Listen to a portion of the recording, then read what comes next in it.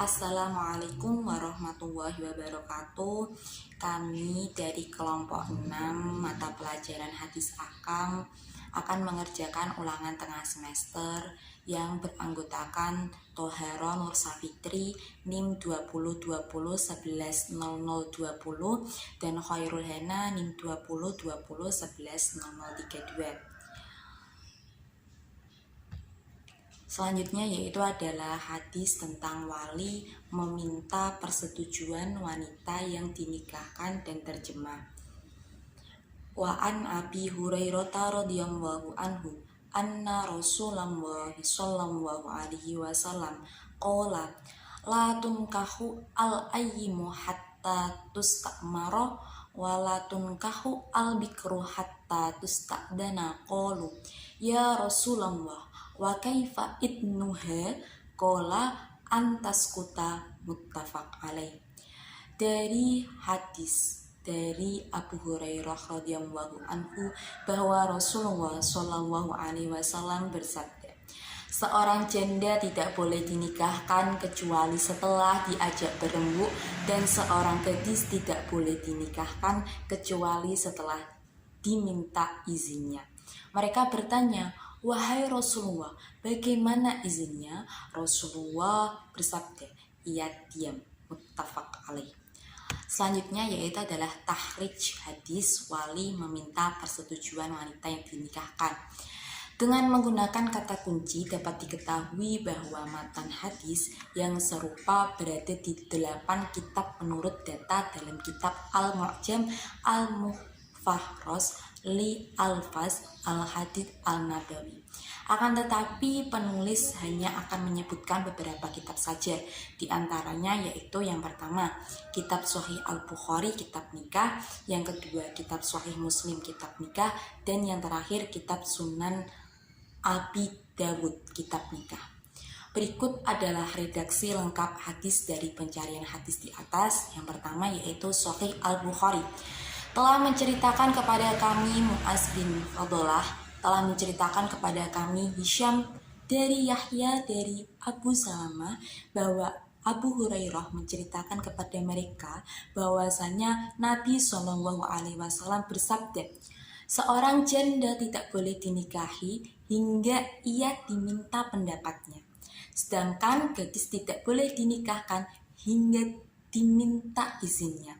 Para sahabat bertanya, wahai Rasulullah, seperti apakah izinnya? Beliau menjawab, bila ia diam tak berkata. Selanjutnya yaitu adalah Sahih Muslim. Telah menceritakan kepadaku Ubaidullah bin Umar bin Maisarah Al-Qawariri, telah menceritakan kepada kami Khalid bin Haris, telah menceritakan kepada kami Hisham dari Yahya bin Abi Kasir, telah menceritakan kepada kami Abu Salamah, telah menceritakan kepada kami Abu Hurairah bahwa Rasulullah Shallallahu Alaihi Wasallam bersabda, janganlah menikahkan seorang janda sebelum meminta persetujuannya, dan janganlah menikahkan anak gadis sebelum meminta izin darinya. Mereka bertanya, wahai Rasulullah, bagaimana mengetahui izinnya? Beliau menjawab, dia diam. Selanjutnya yaitu adalah Sunan Abi Dawud. Telah menceritakan kepada kami Muslim bin Ibrahim, telah menceritakan kepada kami Aban, telah menceritakan kepada kami Yahya dari Abu Salamah, dari Abu Hurairah, dari Nabi Shallallahu Alaihi Wasallam. Beliau bersabda, seorang janda tidak boleh dinikahkan hingga ia diminta pertimbangan, dan seorang gadis tidak boleh dinikahkan kecuali dengan seizinnya. Para sahabat bertanya, wahai Rasulullah, bagaimana izinnya? Beliau bersabda, dengan cara diam. Selanjutnya yakni biografi perawi. Yang pertama Sahih Bukhari, Sahih Muslim, dan Abi Dawud. Sahih Bukhari, Abu Hurairah, urutan periwayatannya itu yang pertama dan sanadnya yang kelima. Yang kedua Abu Salamah, urutan periwayatannya 2 dan sanadnya 4. Yang ketiga Yahya, urutan periwayatnya 3 dan sanadnya 3. Yang keempat Hisham, urutan periwayatnya 4 dan sanadnya 2. Yang kelima Mu'ad ibn Fadalah, urutan periwayatannya 5 dan sanadnya 1. Dan yang keenam Al-Bukhari, urutannya 6 dan sanadnya mukharrij. Yang kedua adalah Sahih Muslim, Abu Hurairah, urutan periwayatnya 1 dan sanadnya yang keenam.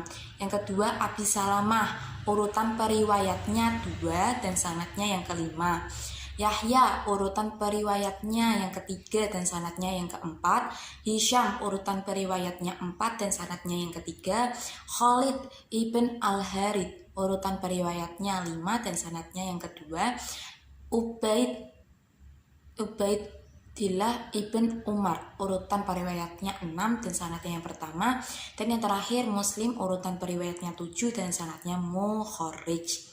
Abu Dawud, yang pertama Abu Hurairah, urutan periwayatnya yang pertama dan sanadnya yang kelima. Yang kedua Abu Salamah, urutan periwayatnya yang kedua dan sanadnya yang keempat. Yang ketiga Yahya, urutan periwayatnya 3 dan sanadnya 3. Aban, urutan periwayatnya 4 dan sanadnya 2. Muslim ibnu Ibrahim, urutan periwayatnya 5 dan sanadnya yang pertama. Abu Dawud, urutan periwayatnya 6 dan sanadnya ialah mukharrij. Selanjutnya yaitu adalah biografi perawi hadis dalam hadis Sunan Abu Dawud. Ada 5. Yang pertama yaitu adalah Abdurrahman ibnu Sakhar ibnu Abdurrahman ibnu Wasibah ibnu Ma'bad al-Asadi al-Riqyu, wafat pada tahun 59 Hijriah, kalangan sahabat, nama gurunya banyak, bisa dibaca di dalam slide PPT. Yang kedua yaitu adalah Abu Salamah ibnu Abdul Ar-Rahman ibnu Auf ibnu Abdul Auf Al-Zuhri Al-Madani, dan wafat pada tahun 94 Hijriah, lahir pada 22 Hijriah, termasuk dalam kalangan tabi'in. Dan yang ketiga yaitu adalah Yahya ibnu Abi Qadir Al-Ta'i, dan wafat pada tahun 129 Hijriah dan termasuk dalam kalangan tabi'in. Selanjutnya yaitu adalah Aban ibnu Yazid Al-Tohar, dan wafat pada tahun 160 Hijriah dan termasuk dalam kalangan tabi'ut tabi'in. Dan yang terakhir yaitu Muslim ibnu Ibrahim Al-Azdi Al-Farodi, yang wafat pada tahun 222 Hijriah dan termasuk ke dalam kalangan komentar ulama Yahya ibnu Ma'in Siqah Ma'mun Abi Hatim. Jadi banyak sekali komentar-komentar ulama di dalamnya. Selanjutnya adalah materi yang akan disampaikan oleh saudari Toharo Nur Safitri. Kepadanya dipersilahkan.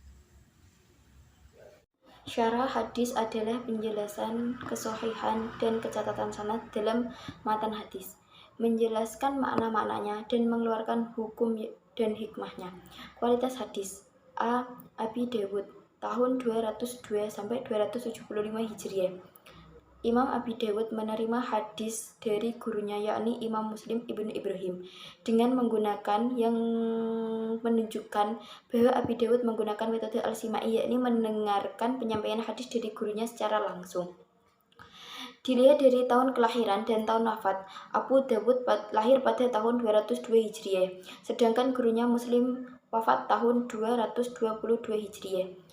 Dengan melihat lafaz periwayatan dan tahun kelahiran, dapat disimpulkan bahwa Abu Dawud semasa dengan gurunya, serta pernah bertemu dan mendengarkan secara langsung hadis dari gurunya Muslim.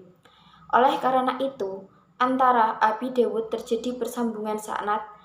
Ulama kritikus hadis memberi penilaian pada Abi Dawud sebagai ulama yang thiqah, yakni menunjukkan keadilan periwayatan tersebut, serta Abu Abdullah Al-Hakim menjuluki Abi Dawud sebagai imam ahli hadis pada masanya. B. Muslim ibnu Ibrahim, wafat tahun 222 Hijriah.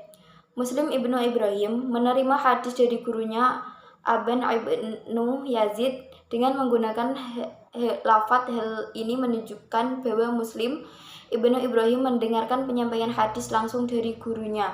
Lafaz periwayatan tersebut adalah lafaz periwayatan yang paling tinggi tingkatnya, sehingga dapat disimpulkan kemungkinan adanya pertemuan antara guru dan murid tersebut. Hal ini membuktikan adanya ketersambungan sanad antara kedua murid dan guru tersebut. Para kritikus mengatakan bahwa Muslim Ibnu Ibrahim adalah perawi yang thiqah ma'mun. Hal ini merupakan lafadz keterpujian para perawi. Aban Ibnu Yazid, wafat tahun 160 Hijriah. Aban Ibnu Yazid menerima hadis dari gurunya yakni Yahya Ibnu Abi Qadir dengan menggunakan lafadz periwayatan. Hal ini menunjukkan bahwa Aban Ibnu Yazid menerima hadis langsung dari gurunya dengan cara mendengar. D. Yahya Ibnu Abi Qadir, wafat tahun 1209 Hijriah. Yahya Ibnu Abi Qadir menerima hadis dari gurunya yakni Abi Salamah dengan menggunakan lafadz an, sehingga disebut juga sebagai hadis mu'an'an. Para ulama hadis mengatakan bahwa hadis periwayatan dengan menggunakan lafadz ini menunjukkan adanya keputusan sanad. Akan tetapi, sebagian ulama lain mengatakan bahwa hadis mu'an'an dapat dinilai tidak terputus apabila memenuhi beberapa syarat, yakni pertama, tidak terdapat penyembunyian cacat pada sanad hadis. Kedua, para periwayat yang menggunakan lafadz an tersebut dimungkinkan terjadinya pertemuan. C. Abu Salamah, tahun 22 sampai 94 Hijriah. Abu Salamah menerima hadis dari gurunya yakni Abu Hurairah dengan menggunakan lafadz an. Dapat diterima meskipun dianggap sebagai hadis mu'an'an dengan syarat seperti yang telah dijelaskan pada poin ke-D.